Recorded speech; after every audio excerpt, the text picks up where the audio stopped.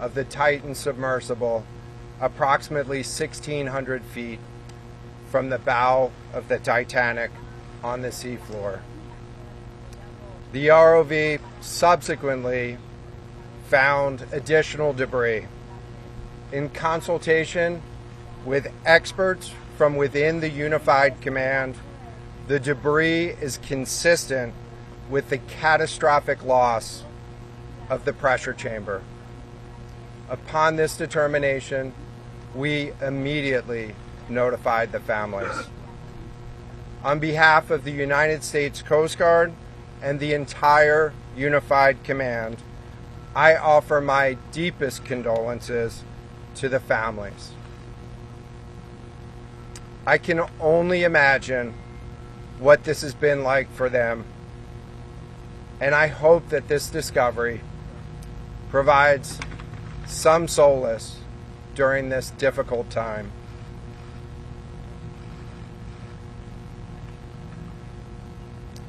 Additionally, we've been in close contact with the British and French Consuls General to ensure that they are fully apprised and that their concerns are being addressed.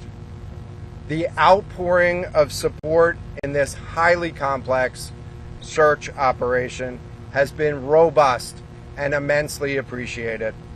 We are grateful for the rapid mobilization of experts on the undersea search and rescue, and we thank all of the agencies and personnel for their role in the response.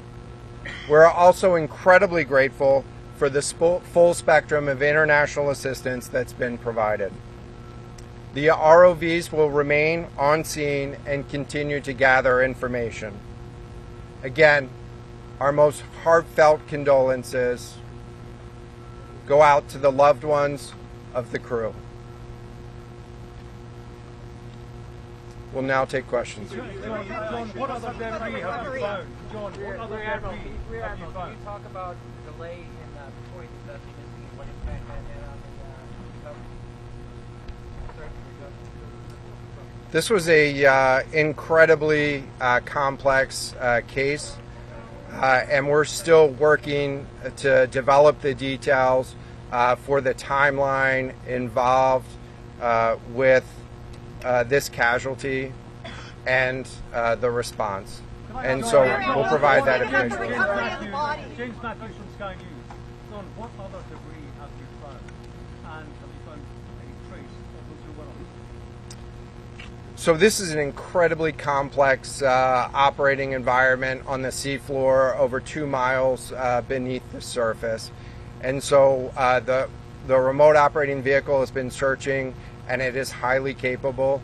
And we've been able to classify parts of the pressure chamber for the Titan submersible. Let me refer to one of my undersea experts here, Mr.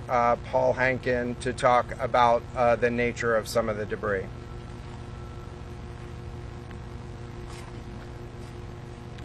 Thank you, Admiral. So essentially we found 5 different major pieces of debris that told us that it was the remains of the Titan. The initial thing we found was the nose cone, which was outside of the pressure hull. We then found a large debris field. Within that large debris field, we found the front end bell of the pressure hull. That was the first indication that there was a catastrophic event. Shortly thereafter, we found a second smaller debris field. Within that debris field, we found the other end of the pressure hull, the aft end bell, which was basically comprised of the totality of that pressure vessel. We continue to map the debris field, and as the Admiral said, we will do the best we can to fully map out what's down there. Thank you very much. It's a very difficult question to ask, but it will be an important one to the families, of course. What are the prospects of recovering the bodies of the missing? So the questions was related. I'm restating the question from the standpoint of sometimes it's hard to hear the question here. What are the prospects for recovering crew members? And so this is a incredibly unforgiving environment down there on the seafloor, and the debris is consistent with a catastrophic implosion of the vessel. And so we'll continue to work and continue to search the area down there, but I don't have an answer for prospects at this time. Admiral, in terms of the Costello at NBC News, is there any suggestion?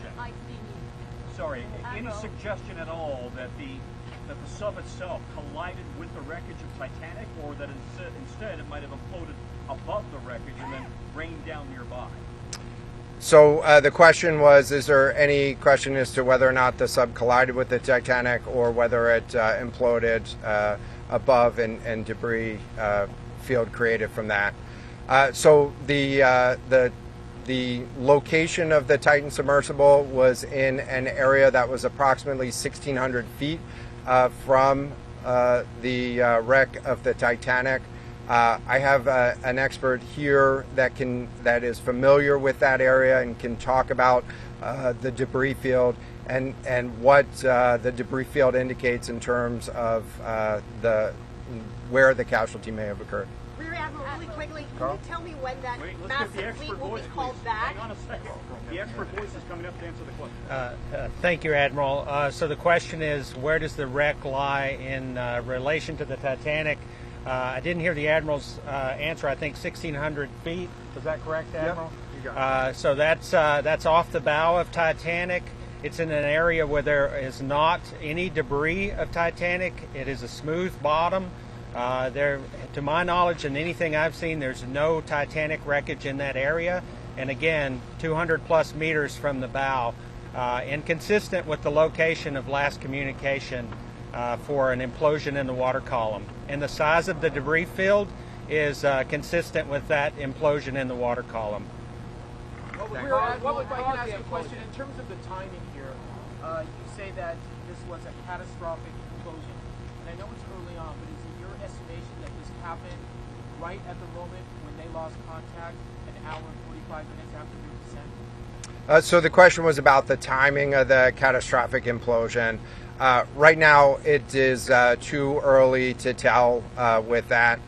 We know that as we've been prosecuting this search over the course of the last 72 hours and beyond, that we've had sonar buoys in the water nearly continuously and have not detected any catastrophic events when those sonar buoys have been in the water. So, Can you describe what happens from here, sir, in the next days and weeks in terms of finding any more debris? What happens from here? So we will. The question was, what happens from here?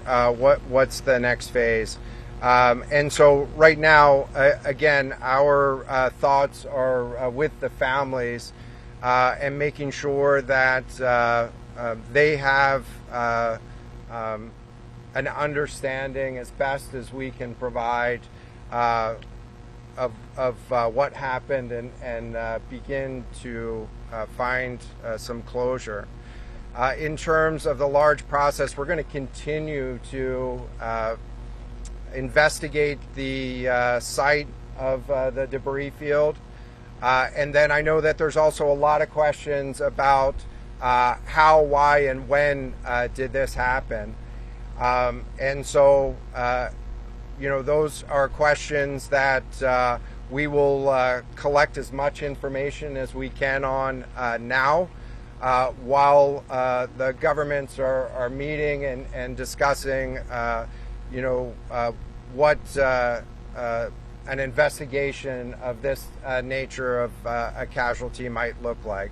This is something that happened. I'll just remind everybody. This is something that happened in a remote portion of the ocean with people from several different countries around the world, and so it is a complex case to work through. But I'm confident that those questions will begin to get answered.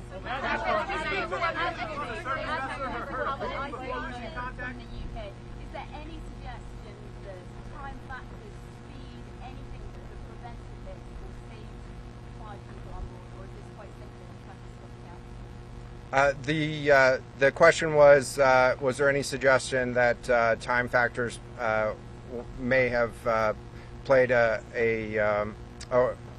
role or a consideration in the casualty here? And so the debris field is consistent with a catastrophic implosion of the vessel. Again, while we were prosecuting the search, we had listening devices in the water throughout and did not hear any signs of catastrophic failure from those. And so we're going to continue to investigate, or we're going to continue to document the information there and understand, based on all the information we have, the timeline.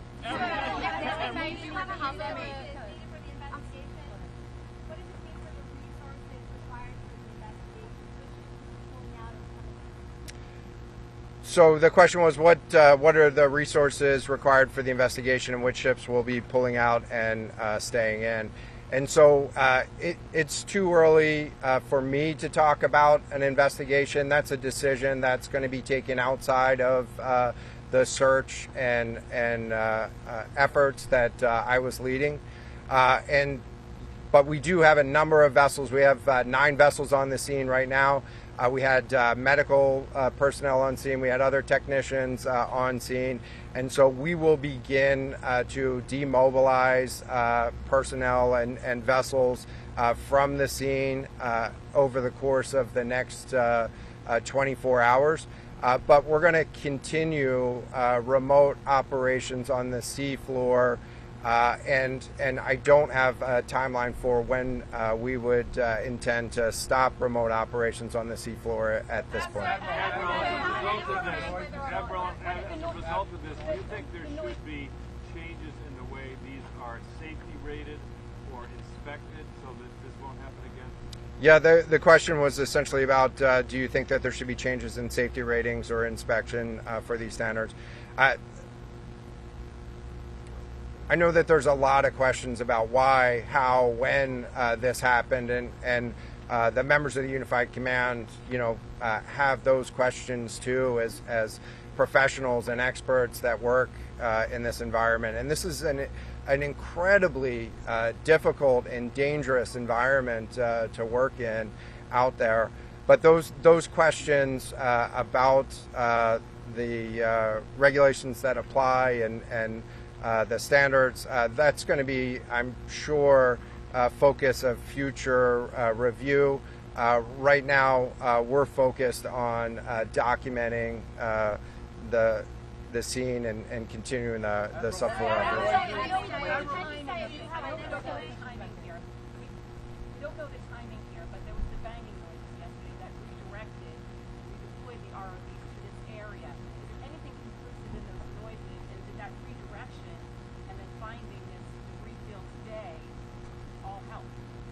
So throughout the search efforts, we reacted to the information that we had available to us, and while we continue to send it off for deeper analysis. Again, really complex operating environment for us to work in. Let me check with the experts, but there doesn't appear to be any connection between the noises and the location on the seafloor. Again, this was a catastrophic implosion of the vessel, which would have generated a significant broadband sound down there that the sonar buoys would have picked up. This will be the last question. Can I just ask you about your comment regarding the family? It dropped into the ocean today, arrived early this morning. It seems swiftly was able to find the refill that comes on the speed of that. And also, were all of the assets involved moved as swiftly as possible to the area? Was any help turned away, as some lawmakers have criticized the government? This was a incredibly complex operation, and we were able to mobilize an immense amount of gear to the site in just a really remarkable amount of time, given the fact that we started without any sort of vessel response plan for this or any sort of pre-stage resources. And so the equipment that was brought on site this morning that we were using was a pelagic ROV capable of operating at 6,000 meters, cameras, sonar, other articulating arms and resources on it. And it, we had to transport it here through C-17 aircraft. This is 2 aircraft that it took to get this up here. And so we've really had the right gear on site and worked as swiftly as possible to bring all of the capabilities that we had to bear to this search and rescue effort. And it was just a huge international and interagency effort to make this happen. So I'm really grateful for all of the responders that came out to support this and really search for the vessel. It is a difficult day for all of us, and it's especially difficult for the families, and our thoughts are with the families today. But this was an immense support, and we had the right gear on the bottom to find it. So thank you. Will you attempt to recover the bodies, can we ask you? The victims, will they be recovered? Thank you so much, everyone, for attending this afternoon. There are no future planned press conferences. Updates will be shared to the USCG Northeast Twitter page, and our staff will be available to take down any questions following this. Thank you. And give the names of the 2 gentlemen who spoke. I can get that back to you afterwards, just so I can confirm. Thank you.